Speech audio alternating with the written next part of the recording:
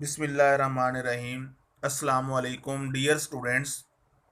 First year की chemistry का chapter number 1 उसका आज हम आगाज़ करते हैं। चैप्टर का नाम है basic concepts of chemistry. Chemistry के बेसिक कंसेप्ट, उसके बुनियादी जो कंसेप्ट हैं वो हम लोग इस चैप्टर में डिस्कस करेंगे इंशाल्लाह। आज का जो हमारा टॉपिक है बेटा वो एटम के ऊपर है कि एटम किसे कहते हैं, एटम के बारे में सबसे पहले किसने ख्याल दिया था, एटम के बारे में सबसे पहले थ्योरीज जो पेश हुई वो किस किस ने पेश की थी। ये सारी बातें हम लोग डिस्कस करेंगे इंशाल्लाह आज के इस लेक्चर के अंदर। सबसे पहले आप लोग एटम की डेफिनेशन देख लें कि एटम किसे कहते हैं। Atom is the smallest particle of an element.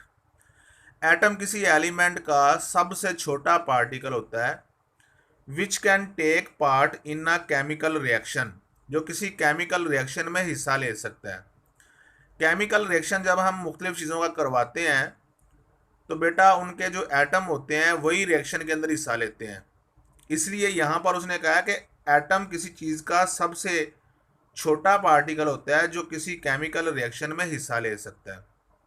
Atom के बारे में सबसे पहले जो ख्याल पेश किया था वो ग्रीक फिलासफर थे, यूनानी फिलासफर्स।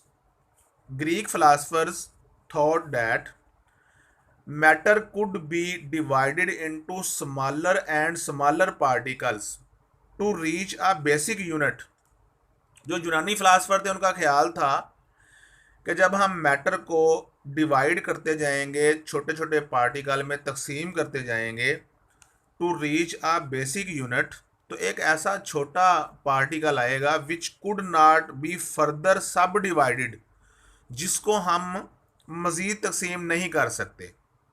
यानी जो ग्रीक फ़िलासफ़र थे, यूनानी फ़िलासफ़र थे, वो ये सोचते थे कि अगर आप मैटर का तो आपको पता है कि दुनिया की हर चीज़ जो वज़न रखती है और जगह गिरती है हम उसको मैटर कहते हैं, मादा कहते हैं।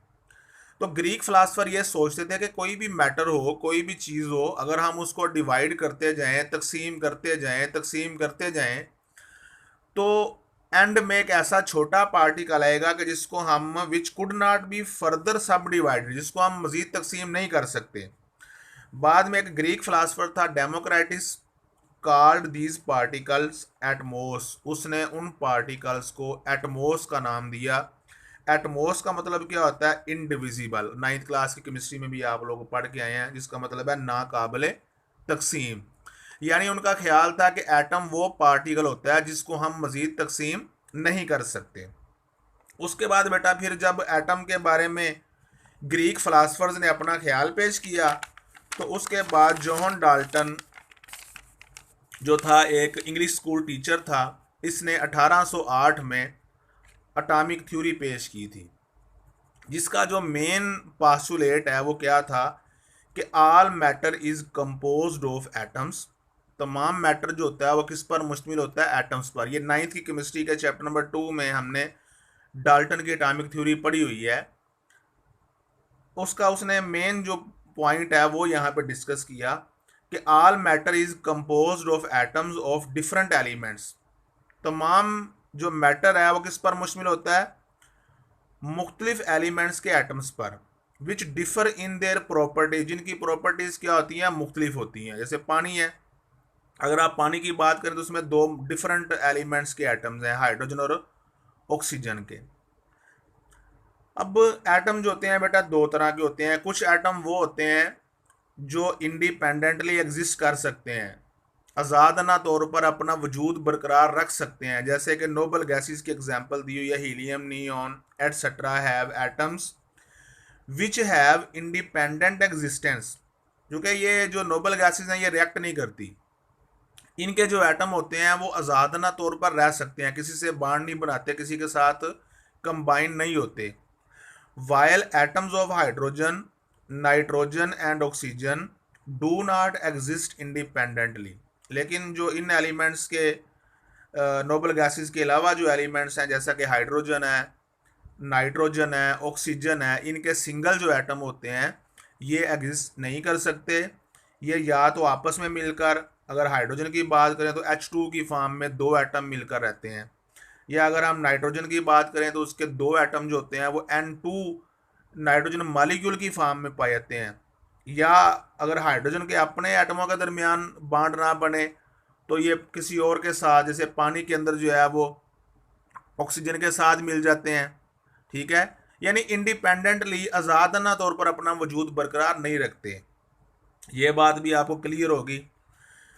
शुरू में ये ख्याल था कि जो एटम होता है इसको हम लोग डिवाइड नहीं कर सकते, नाम भी उसका ये रखा था atom not cut, A mean not और टॉम मीन कट, जिसको काटा नहीं जा सकता, जिसको मज़ीद तोड़ा नहीं जा सकता।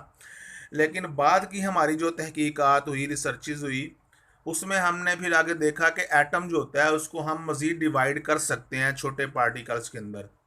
तो एटम के अंदर और कौन से पार्टिकल पाए जाते हैं? Electron, proton, neutron, hyperon, neutrino, anti neutrino वगैरह वगैरह।